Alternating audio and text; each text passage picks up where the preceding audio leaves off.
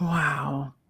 I'm one of those people that don't see, like, I can imagine things, but it's really hard for me to visualize it. Mhm, So typically it is verbal inside mhm, my head. It's like words inside my head, right?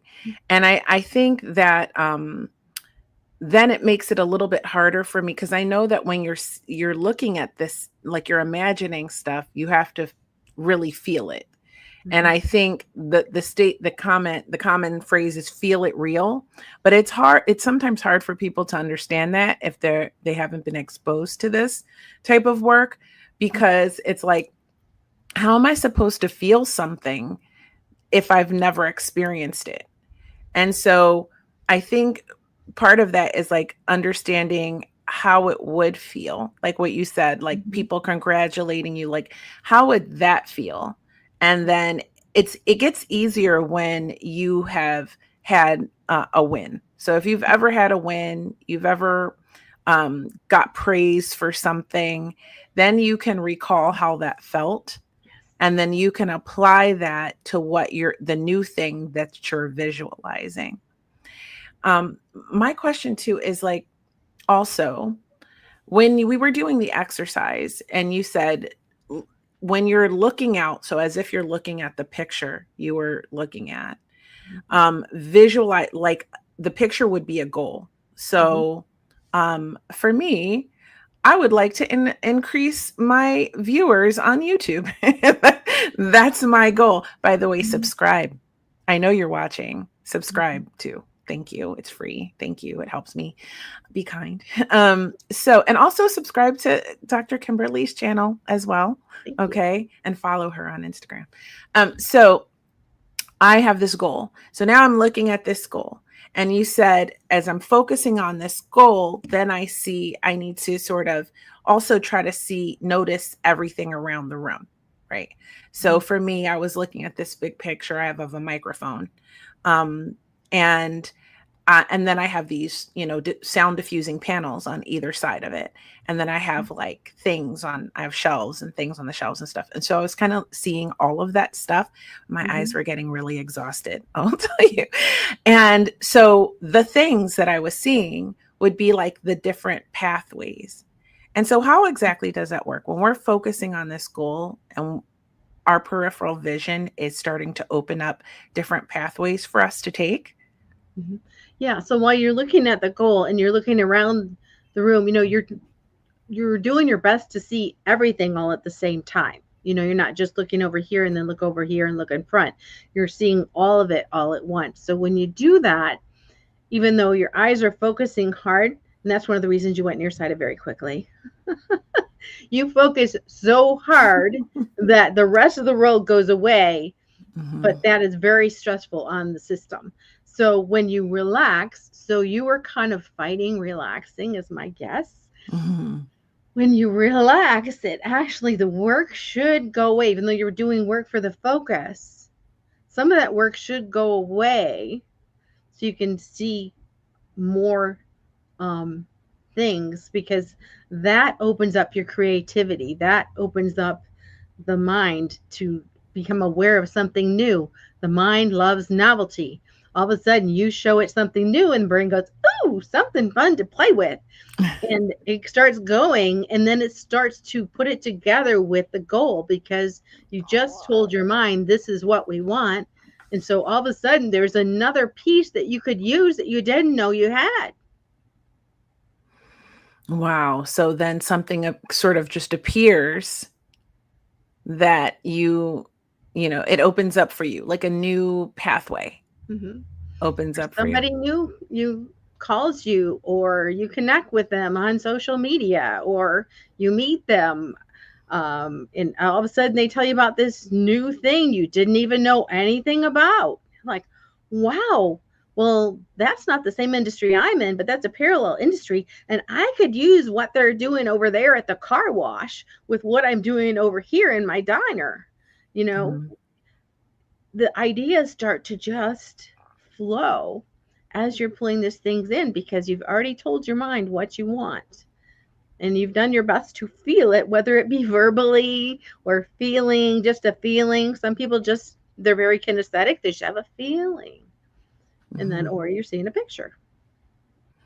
So, Yeah. the other thing I wanted to say is, um, when that bridge of incidents is being built, once you say what you want and you're keeping open to the possibilities, so you're really just opening up, saying, okay, world, I am ready for the possibilities, bring it to me. You're just open, because so many times we're closed, we're so focused that we're not even paying attention, we can't see anything new because we're not focused on anything else. So all of a sudden we're saying, yes, bring it in.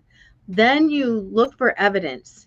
So, we walk by faith, not by sight. Sometimes you don't see it, but actively look for evidence.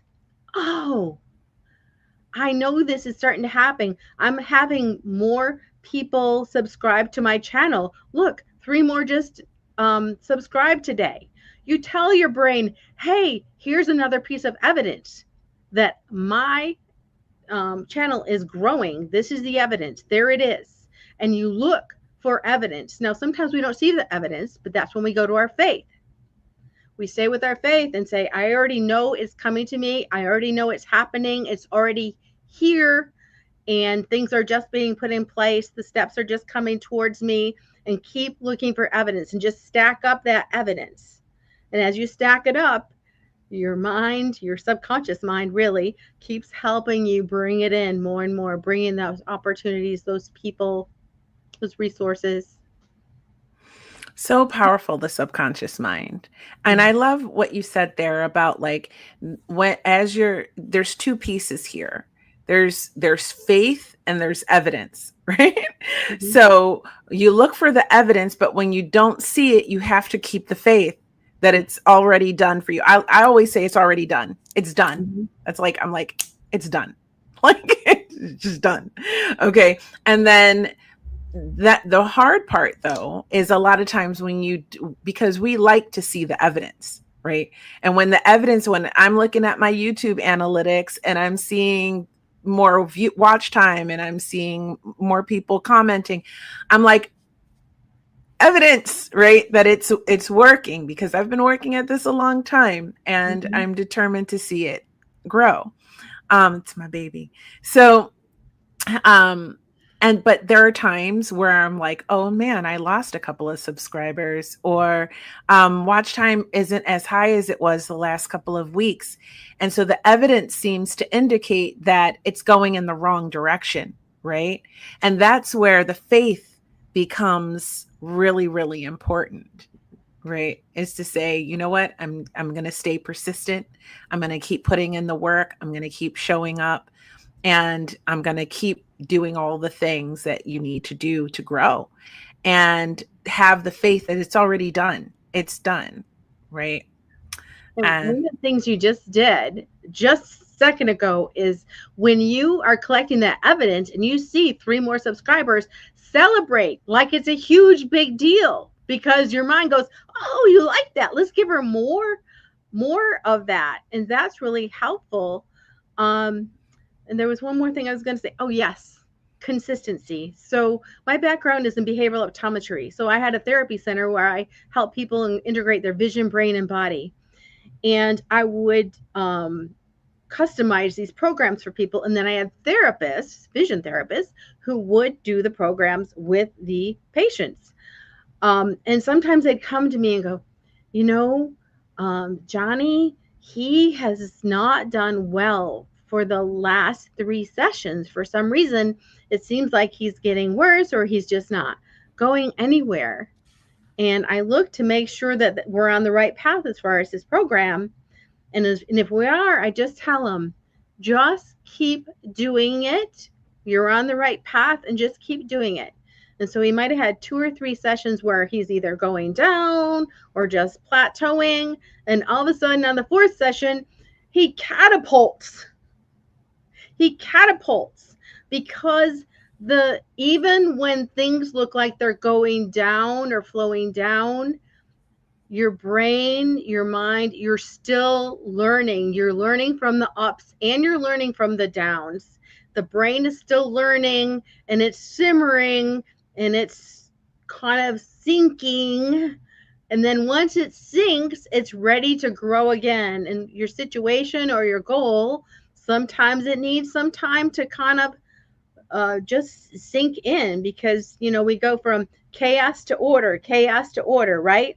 To get order, you have to go into chaos, which means like you learn something new. Think about when you learn something new, you have to think about it, whatever, and then it becomes easy. But then you have the next step and you have to learn something different new. You go into chaos again, back into order. So just have faith, be consistent, don't quit. Don't quit. That's like the motto of my life. And I will tell you, developing persistence is such a superpower. It is such a superpower. Sometimes I like to listen to Napoleon Hill, right? If you don't know who that is, you've definitely got to look him up. There's tons of stuff on YouTube. Think and Grow Rich, right? And sometimes I like to listen to him at night before I go to sleep because it helps me sleep faster.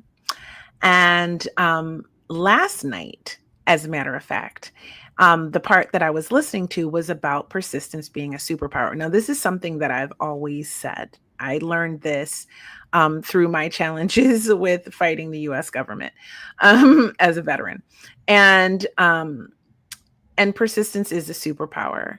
And cultivating that skill of even when things are challenging, recognizing that the challenges are there to help you be better, right? They are. And I think one of the biggest things I learned through and help people with in my coaching when I'm coaching with people, whether it's mindset coaching, which is my favorite. I guess I don't know if I could say that. I also love podcast coaching too, but having that mindset piece is really crucial, and having that persistence as part of that, because there when we're facing challenges or when we think we're failing, we aren't, Mhm. right? um, there's lessons in there. So I like to tell my kids and I like to tell my clients the same thing. There's no losses, there's only lessons. Though it will suck, and I'm not going to say it won't, and it won't feel bad in the moment. But I give myself a day to mourn and Mhm. to accept that I failed, Mhm. and then to take a day to look at what the lesson is. I get in my journal and I write it down, and then I start thinking about and visualizing how can I come back from this, right? And that's part of the persistence, is like, I'm not going to give up. I'm not going to give up. I'm going to continue pressing on until I reach that. And it's funny that my friends often tell me all the time too, with the podcasting and everything. They're like, you do it. And Brian Rose, who was my mentor for many years, same thing. Podcasting for 8 years, and then finally it takes off. And that's when I think of when you say the catapult, Mhm. right? You just get catapulted. So one thing takes off, and then there you go. You're off to the races. And that's with anything. I'm saying podcasting because we're on a podcast now, and I love podcasting. But I also do pinup. Same thing with that. Private coaching is something else that I do, Mhm. right? And whatever you do, or anyone does who's listening or watching this podcast,